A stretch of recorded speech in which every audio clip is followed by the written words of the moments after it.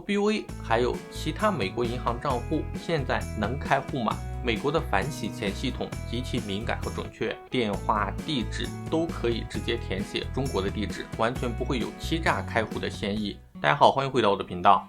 早在2年前的时候，我和大家分享了自己在国内远程开 BOA 美国银行、美国花旗银行的经历。花旗银行是美国资产排名第2的银行， BOA 是美国排名第3的银行。这两家银行在美国的网点很多，尤其是 BOA 美国银行，网点和 ATM 随处可见。正是因为这两家银行资产规模大，网点多，大部分美国人都会选择这两家银行来作为自己日常使用的主力银行。所以很多身在国内的小伙伴在考虑开美国银行账户的时候， BOA 和花旗也总是第一选择。如果我们身在美国，或者说即将要去美国的话，开一个 BOA 或者花旗无疑是最优的选择。网点足够多，去银行办起事情来也非常方便。但如果说长期在中国或者非美国地区使用，那么这两家未必是最优的选择。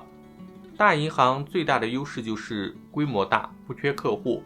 也正是因为大银行的客户多，为了防止洗钱和其他非法交易，他们的风控系统往往也会相当严格。所以大家在网上搜索 BOA 美国银行，最常见的就是大量的账户被关闭的案例，其中最主要的原因就是触发了银行的风控系统。美国是全球金融系统最发达的国家，各种黑的、白的、灰的资金鱼龙混杂。美剧经常会有的情节是贩毒大佬或者说偷逃税，必不可少的一个环节就是洗钱。而一个靠谱的洗钱会计师或者律师团队至少会抽成 30% 到 50% 的佣金。这么高的佣金说明了什么呢？说明在美国洗钱是一个非常困难的事情，它的技术难度和风险系数堪比贩毒和逃税。这也从侧面上印证了一个事实，美国的反洗钱系统极其敏感和准确。这个系统大致分为2个部分，事前防范和事后处置。事前防范的处置手法一般就是银行会单方面的主动关闭风险的银行账户，账户余额会邮寄支票给到账户的持有者。90%的银行账户被关都是这种情况。那么为什么会触发银行的事前防范风控呢？大部分的原因都是不良的操作习惯造成的。一些在中国看似很寻常的操作，在美国银行看起来就是高风险的行为。比如说资金快进快出，比如我今天收到了5000美元的工资，我马上就通过网银转到我老婆的账上上交了，或者说我马上转出还欠朋友的钱了。像这种快进快出的行为，在银行眼中就是标准的洗钱行为。首先我们先要明确的是，美国的金融系统和中国的是并不相同的。美国老百姓最常用的2种支付方式是信用卡和支票，日常消费购物一般都是刷信用卡，第三方支付都很少用。不像国内的市场几乎已经被支付宝和微信占据了，去商店购物掏出一张卡来刷，店员往往还是会愣一下的。如果说是给房东房租、交水电费或者其他非金融的金钱往来，一般都是会去写支票，对方拿着支票去银行或者 ATM 直接去存。现在大部分的银行也支持用手机 APP 去存支票，不过大部分手机 APP 存支票的额度都是比较低的，像 BOA 和花旗只能存2500美元以内额度的支票，阿克萨斯银行的手机存支票的额度比较大，像我这个支票的话，它大概是5万以内额度的都是可以去存的。美国人平时很少需要用网银去转账，更别提有的小伙伴账户刚开通就几千上万美元的大笔转账转出。一切不符合美国人使用习惯的行为都会被银行重点的关注。偶尔1次2次，银行可能只会锁定账户，一般打个客服电话核对一下身份信息就可以解锁了。但是频繁这样操作，不被关闭账户反而更奇怪了。另外有的小伙伴会用梯子来登录网银，但是梯子的质量又不是特别好，老是跳 IP， 这一秒在纽约，下秒在洛杉矶，这样也很容易被风控。银行会认为你的账户可能被盗了。像这种不符合美国人使用习惯的操作，顶多就是关闭账户，余额寄支票，不会有资金损失。其实就是银行觉得你是风险客户，又没有具体的证据来证明你有欺诈的行为，但是继续服务你搞不好，你又拿账户来洗钱，到时候牵连到我就不好了。那我直接给你账户关闭了，不服务你了，也就规避了风险。另外一种就是风控是事后处置，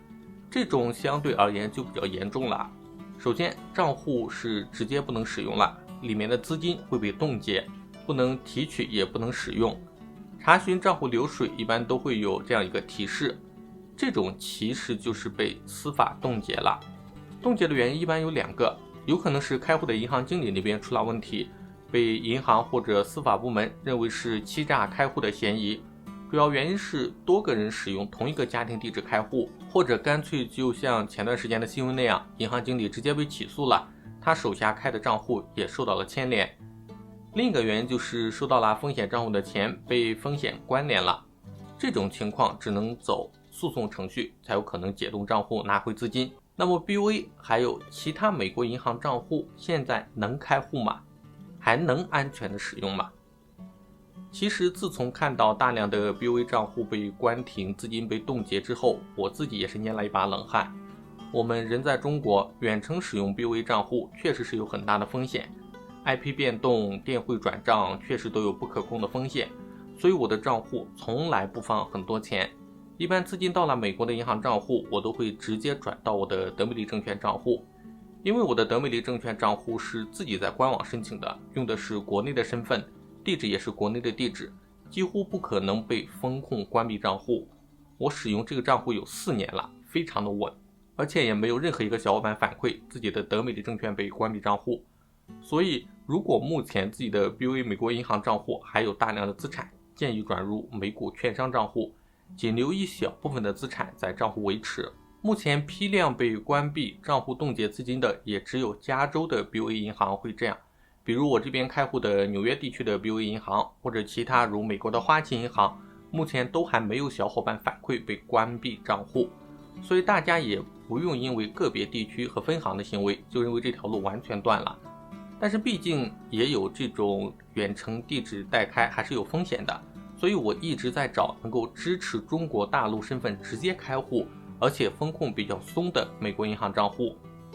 有的小伙伴会推荐华美银行，确实华美银行是支持中国大陆身份开户的，但是它的风控相当的严格，最重要的是国内银行直接给华美电汇入金的成功率不是很高。后来我的美国合伙人给我推荐了 Axas 银行的全球支票账户。首先 Axas 银行是支持中国大陆身份开户，开户的申请表是我们自己填写的，申请表里面的电话地址都可以直接填写中国的地址。另外开户成功之后会有一张银行卡， Axas 会直接用联邦快递直邮到中国。开户的时候也会填写 W8 表格，声明自己是非美国税务居民身份，完全不会有欺诈开户的嫌疑。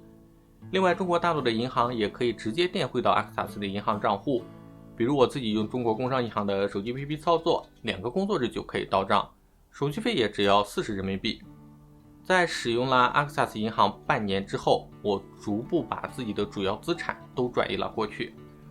除了 Axas 支持中国身份开户可以直接电汇入金之外，还有一个吸引我的地方就是 Axas 是一个零费用的银行账户，没有任何的账户管理费，而且国际电汇费也是全免的，每月前4笔 ATM 取现也是免费的。但是这也不是就意味着我们可以随意操作， Axas 也是一家美国银行，它也要遵守美国的反洗钱法规，资金快进快出同样也是要被风控的。但是 Axas 与 BOA 不同的是，它有专属的中文银行经理，如果操作过程有问题，银行经理会先联系我们了解情况，不会粗暴的直接关闭账户，所以我自己才敢长期的放一部分资产在 Axas 银行。